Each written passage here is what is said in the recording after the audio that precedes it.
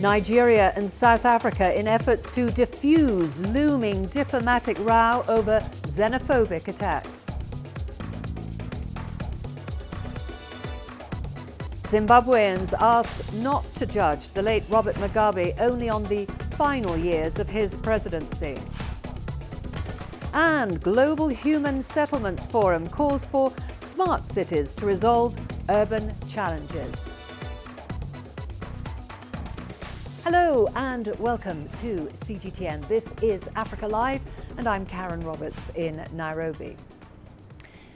Chinese President Xi Jinping has sent a message of condolence to Zimbabwean President Emmerson Mnangagwa over the passing of the country's former president Robert Mugabe. On behalf of the Chinese government and its people, Xi expressed deep sadness over the former leader's passing and conveys sincere condolences to the Zimbabweans as well as Mugabe's family. Xi said Mr. Mugabe was an outstanding statesman and leader of the National Liberation Movement of Zimbabwe and Africa, who had visited China multiple times and made remarkable contributions to promoting the friendship and cooperation between the two nations and indeed Africa. Xi said the Chinese side cherishes its brotherly traditional friendship with Zimbabwe and is willing to work to continue broadening and deepening cooperation in all areas. With differing opinions on Robert Mugabe's legacy, people are being encouraged not to measure the former Zimbabwean president by only his last years in power. CG10's Farai Mwakatuya reports now from Harare. On Friday, Robert Mugabe was declared a national hero, a deserved honor for a leader whose shortcomings some are saying shouldn't overshadow his achievements. My appeal to you is have a balanced assessment of his contribution and of course also of the challenges of leadership which he had. But I think the president did a good thing to recognize that globally and as African, he is considered an hero. Tributes continue to pour in as Zimbabweans look back on his checkered and eventful 37-year rule. One of the most defining moments of Robert Mugabe's presidency was when he took over white-owned farms and redistributed the land to the black majority. It set him on a collision course with the West, but left an unforgettable legacy for beneficiaries. Since 2007, Nyaradzayiwa Shire has been rearing livestock and plans to expand into horticulture on the 117-hectare farm she was allocated in the Mashonaland Central Province. We will forever remember him. And we are so grateful for our grandfather, father, for what he did for us. If we look at it, I wouldn't have dreamed of getting such a piece of land. And because of him, we were going to have an inheritance for our children and our grandchildren. Nothing can replace what he did. Nothing. Washaya intends to be among thousands of locals and foreigners who are expected to give the former leader a rousing farewell. The Mugabe we experienced in the latter years of his life is different from the Mugabe whom Africa knows. In the rest of Africa, they totally respect Mugabe. They love his Pan-Africanism. They love the voice he kept on raising at international fora. They love the power behind the person.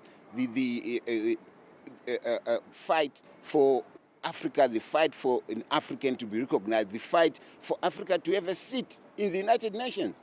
So how we view Mugabe and what he did for us in Zimbabwe and for us as a country in the latter years of his life is totally different from how others perceive him. So yes, he will have a huge send-off.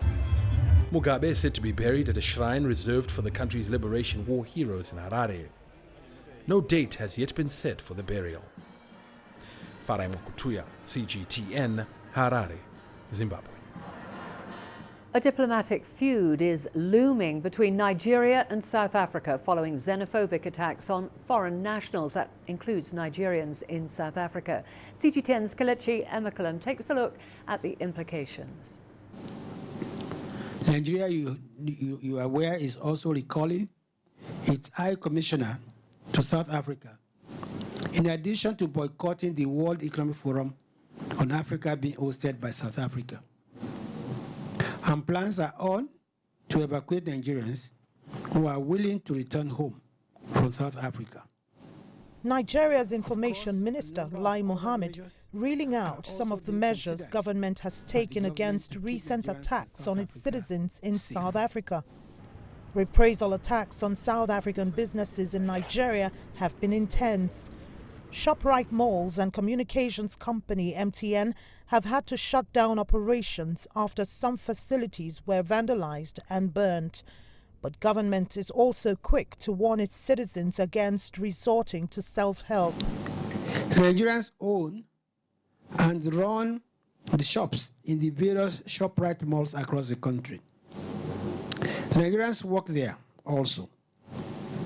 MTN is listed on the Nigerian Stock Exchange, and the investors in this company are largely Nigerians. The workers, of course, are mostly Nigerians. Same applies to other South African businesses and interests in the country.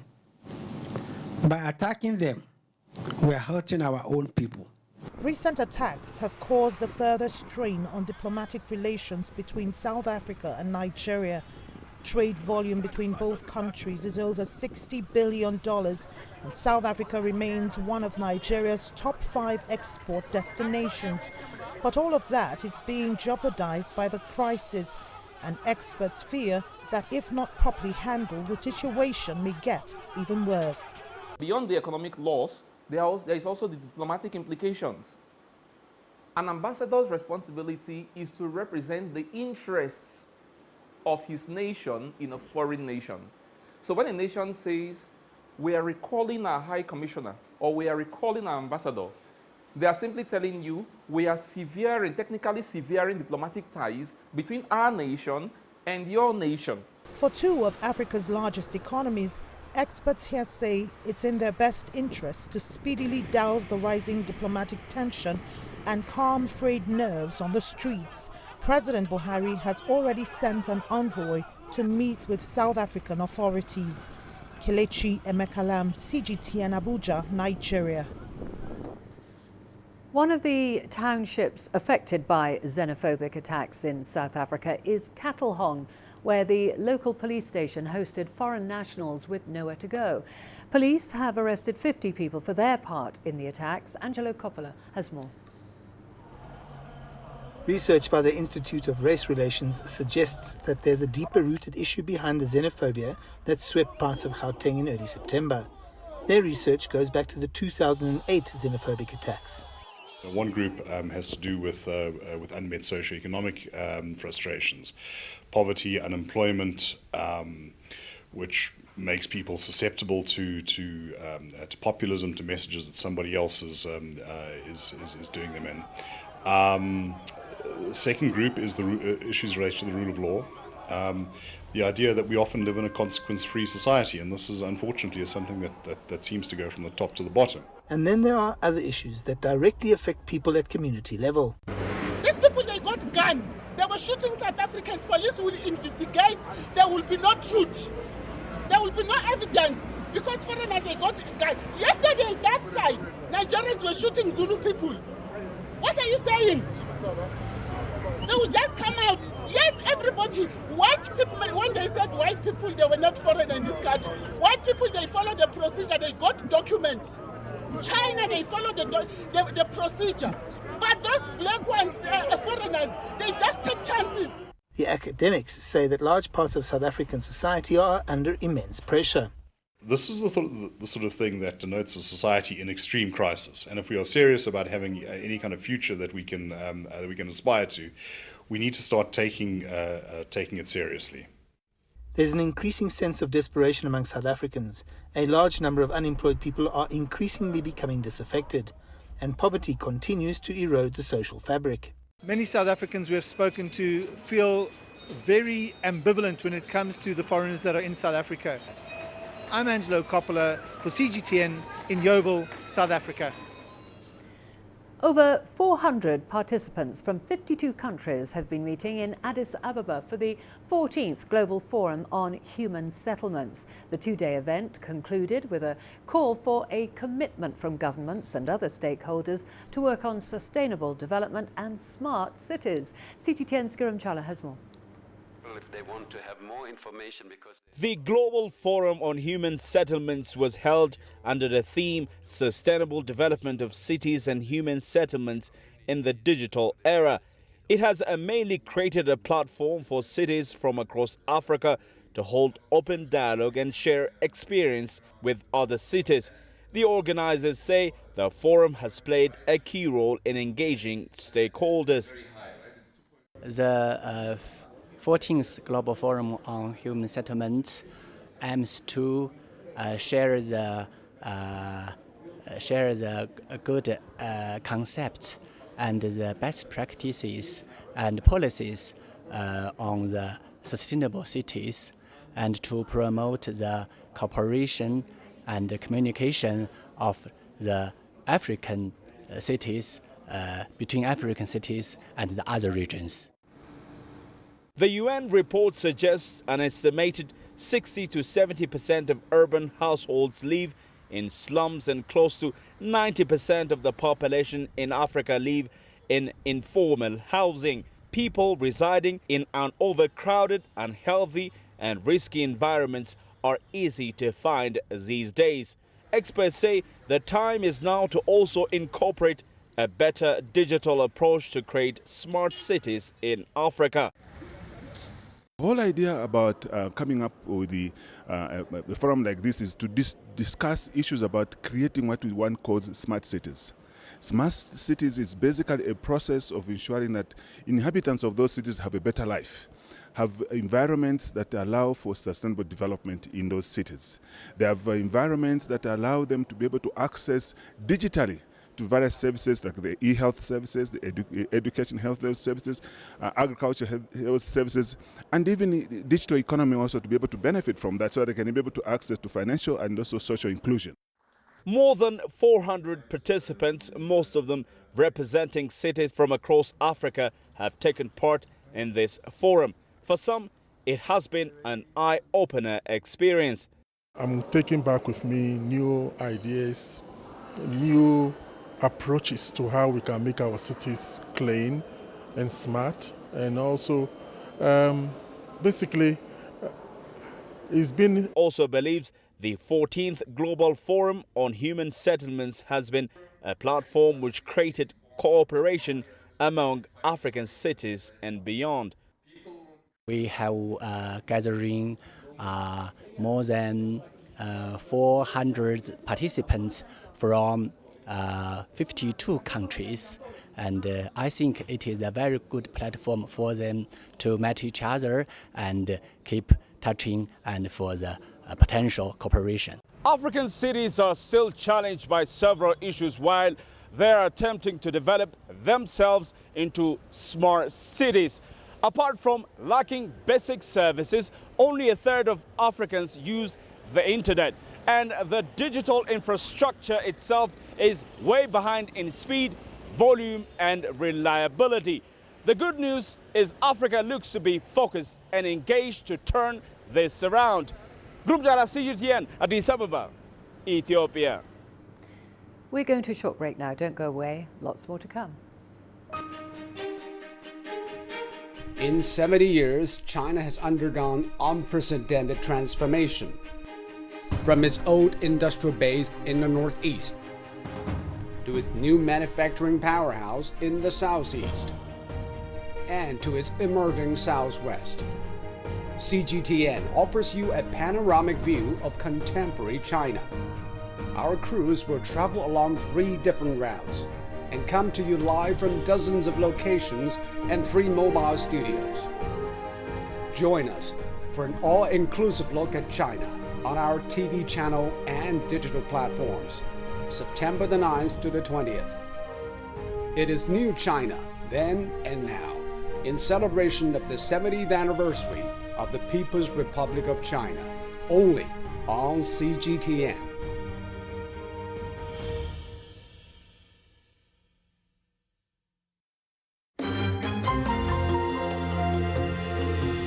Africa Live. Find your voice.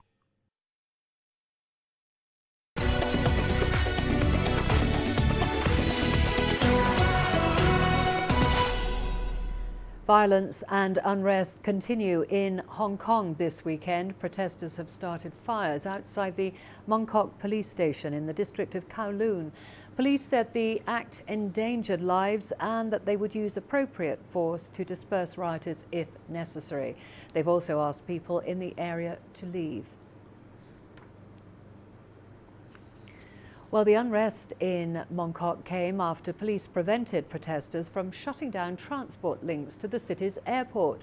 Authorities closed several stations and rerouted buses to prevent a repeat of last weekend's chaos. Police also tightened ticket checks and passport checks at stations leading to airport terminals. At least 4 people were escorted away for failing to produce valid boarding passes.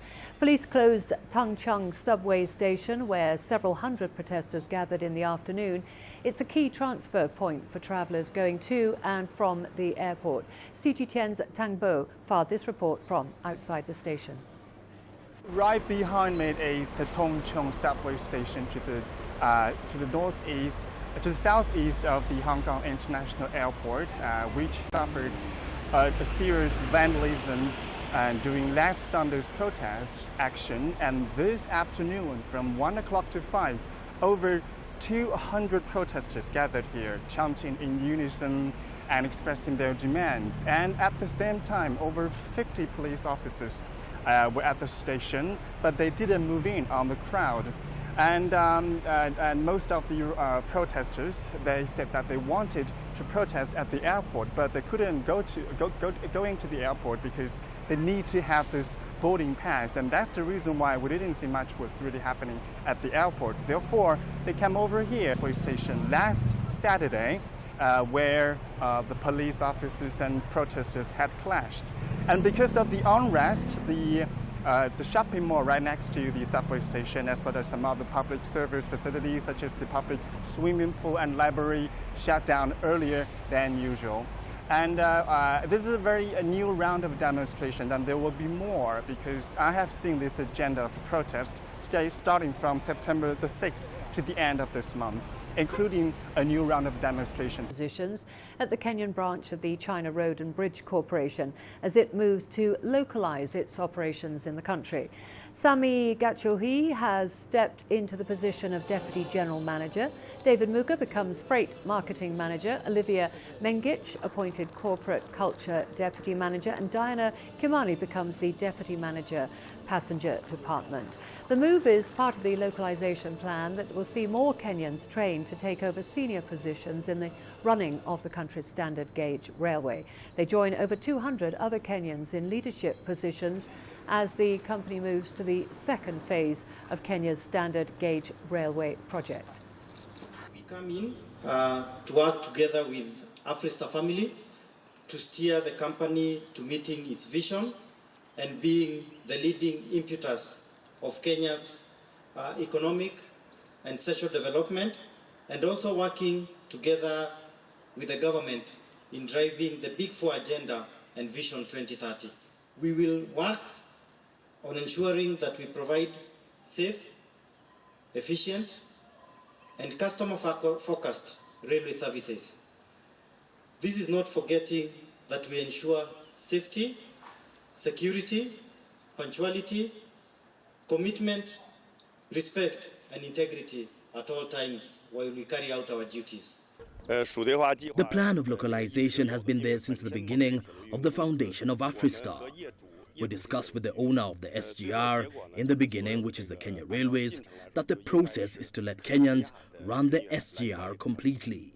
It takes a long time to train senior managers, so we opened the recruitment to the public as well as giving opportunities to the experienced employees within Afrista. I think it has sped up the localization of the operation of the SGR. Let's now turn to Tanzania, where the Twin Towers of Nyerere Square was inaugurated on Friday. Built by the China Railway Construction Engineering Group, the building commemorates Tanzania's first president. The inauguration was attended by Tanzanian President John Magufuli, Ugandan President Yoweri Museveni, and former presidents of Tanzania Benjamin Mkapa and Jakaya Kikwete. Boasting 30 floors, the newly inaugurated Nyerere Square Twin Towers stand in the city center of Dar es Salaam. The project was built in collaboration with the China Railway Construction Engineering Group and the Mwalimu Nyerere Foundation. It commemorates Tanzania's first president, Julius Nyerere. Dignitaries including President Yoweri Museveni and First Lady Maria Nyerere attended the inauguration. The building will also host a 5-star hotel, retail stores, and conference centers. The inclusion of the hotel looks to host visitors partaking in Tanzania's tourism industry. Upon the completion of Mwalimu Nyerere Foundation Square, and for the hotel alone, we are going to create 300 to 400 jobs. And also every year we are going to consume about 400 tons of the fish, chicken, and the other agricultural products. We will create indirectly more than 1,000 jobs. And this one is also going to add to the infrastructure of the tourism in Tanzania. I think it will also promote the conference and the tourism in Tanzania. But the building doesn't just memorialize the country's first president in its name. Visitors will be able to buy Nyerere's books, speeches, and other literature, allowing them to learn more about him. Astatal, CGTN.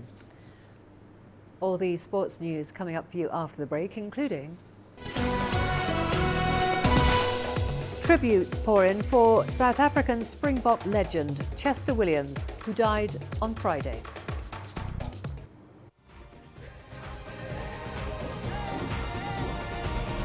Africa Live. Find your voice.